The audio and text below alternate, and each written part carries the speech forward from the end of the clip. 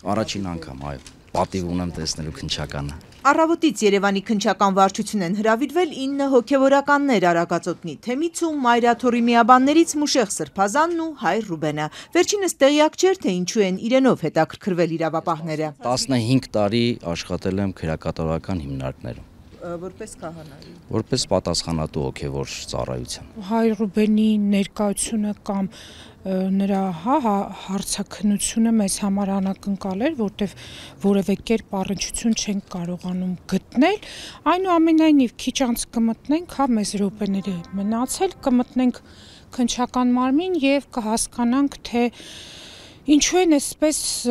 նորից անհարմարություններ ստեղծում մեր հոգևորականների համար։ Փաստաբան Մարինե Ֆարմանյանն է Հայր Ռուբենի շահերի ներկայացուցիչը։ Ենթադրություն է, որ հարցաքննությունը Նաթան arczepiskopos Հովհաննիսյանին վերագրվող հեռախոսազրույցի հետքերով հարուցված քրեական գործին է վերաբերվում։ Այդտեղ հնչում է կաթողիկոսի անունը ընդդիմության ցույցերին մասնակցելու պարտադրանքի համատեքստում։ Ռուբեն Վարդապետ Զարգարյանը շեշտեց, ինքը Էջմիածնի հայեցակարգային բաժնի պատասխանատուն է, վարդապետական հարցեր են մշակում։ Որևէ քահանայի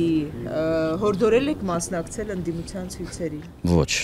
Շուրջ մեկ ամիս առաջ է քրեական վարույթ նախաձեռնվել հավաքներին մասնակցելու հարկադրանքի հոդվածով։ Նաթան arczepiskopos-ը քննչական կոմիտե ավելի վաղ հրավիրվել ու հարցաքննվել էր։ Մայրաթորի շահերի ներկայացուցիչ Արա Զոհրաբյանի տպավորությամբ քննչական մարմինն այդտեղ հաջողության չի հասել ու հիմա այլ խտրականության հանցակազմի ուղղությամբ են ծավալվում։ Այսօր հոգևորականներին կարգալուծության վերաբերյալ են հարցեր տվել։ Արդյոք քահանաները կարգից զրկվում են սեփական հայացքների համար։ Մասնավորապես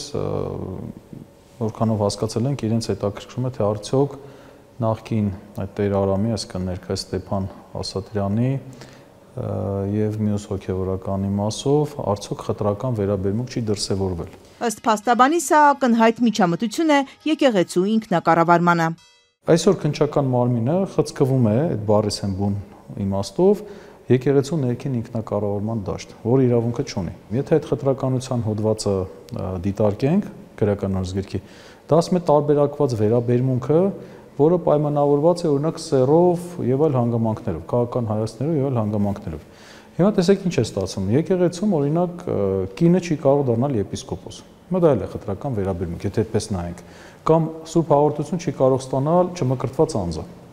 Հիմա թե քննչական մարմնի տրամաբանությամբ գնանք, պետք է բոլոր հոգևորականների նկատմամբ քրեական հետապնդում սկսվի։ Քննչական հրավիրված բոլոր հոգևորականները վկայի կարգավիճակ ունեն։ Մեղադրյալ կա, թե ոչ, Մայրաթորի ներկայացուցիչը միայն այն գիտի, որ հոգևորական մեղադրյալ չկա։ Քննչական կոմիտեից այսօր հրաժարվեցին որևէ տեղեկատվություն տրամադրել։ Փաստաբանները վստահ են, քննչական մարմինը պարզապես քաղաքական օրակարգ է սպասարկում։ Սա հակաեկեղեցական գործընթացի շրջանակներում է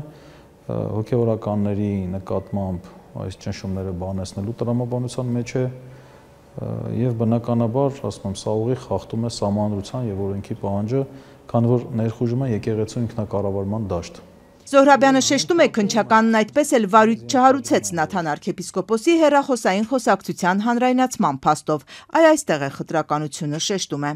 Ընդդիմության ցույցերին հարկադրելու վերաբերյալ քրեական մեկ այլ գործ էլ կարգալույց քահանա Տեր Արամի հարցազրույցի հետքերով էր հարուցվել։ Տասնյակ քահանաներ էին բերման ենթարկվել, բոլորը դարձյալ Արագածոտնի Թեմից։ Բյուրականի Սուրբ Հովհաննես եկեղեցու քահանա Տեր Վրդանեսից տեղեկացանք, այս մի գործով այս ուրբաթ իրեն էլ են կանչել։